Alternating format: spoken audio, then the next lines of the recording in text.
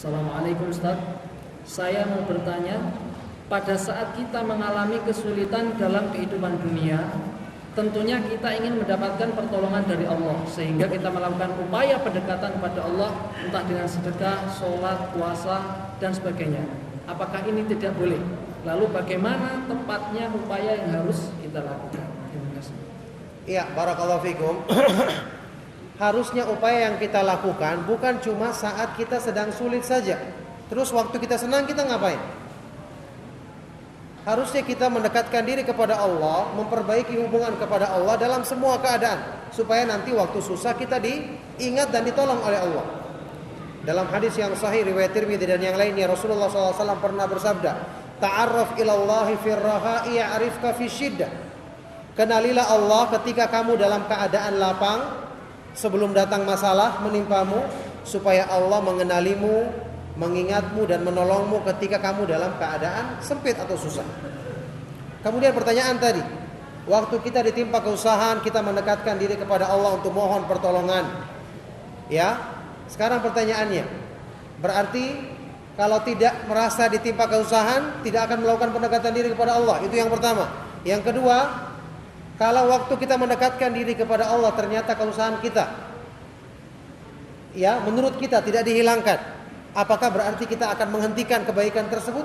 Berarti ini tujuannya bukan karena mendekatkan diri kepada Allah, mencari kesenangan dirinya.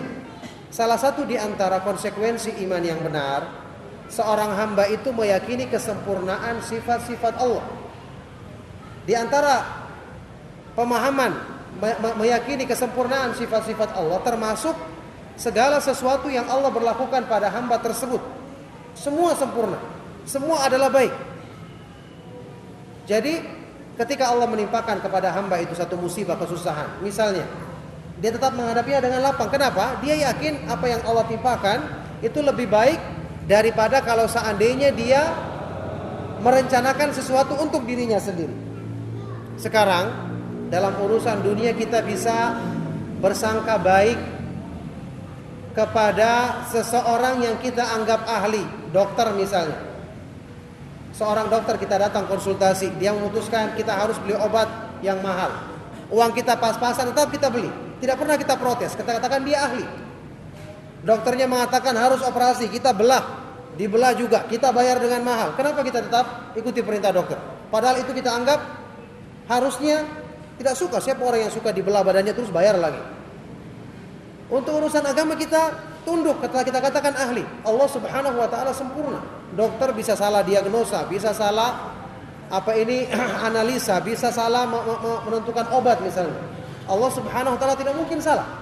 Perbuatannya semua sempurna. Kasih sayangnya sempurna, kebaikannya sempurna, hikmahnya sempurna, ilmunya sempurna. Apalagi?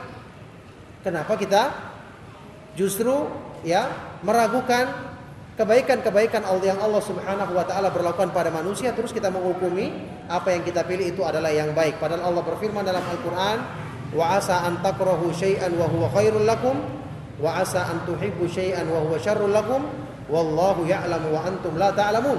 Bisa jadi kamu membenci sesuatu padahal itu baik bagimu, atau kamu menyukai sesuatu padahal justru buruk bagimu.